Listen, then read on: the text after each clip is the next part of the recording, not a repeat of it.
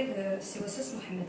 Alors, partons du principe que le Maroc contient, ou bien il compte 4 principales lagunes, Nador, Moulay Bouslaham, Walidia et Khnifis.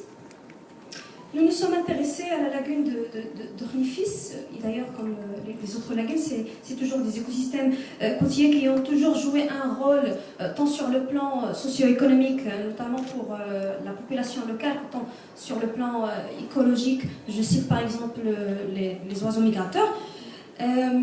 La lagune de Khnifis, il est caractérisé par de multiples particularités et originalités. C'est une réserve écologique, une zone humide avec une faune et flore qui est riche et diversifiée. Il a bénéficié de pas mal de conventions de préservation. Dernièrement, en 2006, il a été déclaré en parc national.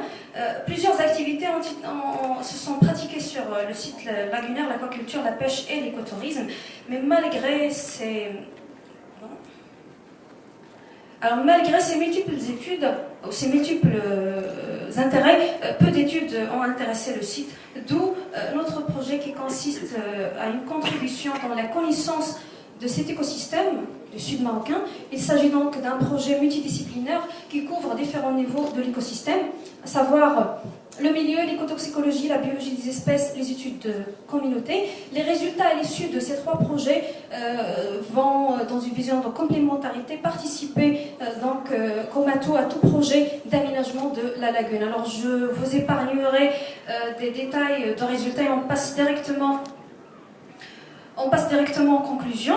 Donc les 3 projets de thèse se sont intéressés à différents niveaux de l'écosystème. Bien sûr, on s'est intéressé à l'étude du milieu, l'eau et le sédiment, à l'étude de la faune et puis à l'étude aussi de tout ce qui est paramètres biologiques. Il sort de toutes ces études que la lagune de Khnifis, c'est un écosystème à forte potentialité et peut constituer donc un levier de développement pour la région. Il bénéficie d'un environnement de très bonne qualité, physico-chimique, du point de vue physico-chimique des polluants et les biomarqueurs, des particularités écologiques en faveur du développement de l'écotourisme le cycle de reproduction de certaines espèces atteste donc qu'il est en faveur pour le développement de l'aquaculture.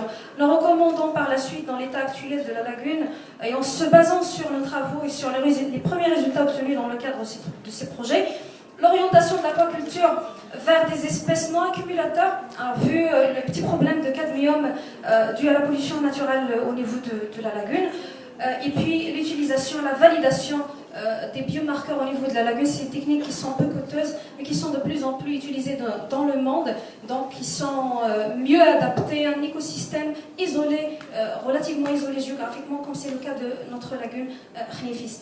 À la fin, cependant, la lagune doit être l'objet d'un plan d'action intégré combinant plusieurs piliers, à savoir l'activité socio-économique, la préservation de l'environnement, le développement durable et les spécificités et particularités de l'écosystème, et enfin la bonne gestion de l'écosystème. Ce plan d'action doit être basé sur une bonne connaissance scientifique, comme c'est le cas bien sûr pour d'autres lagunes marocaines comme Nador et Walidia. Je vous remercie.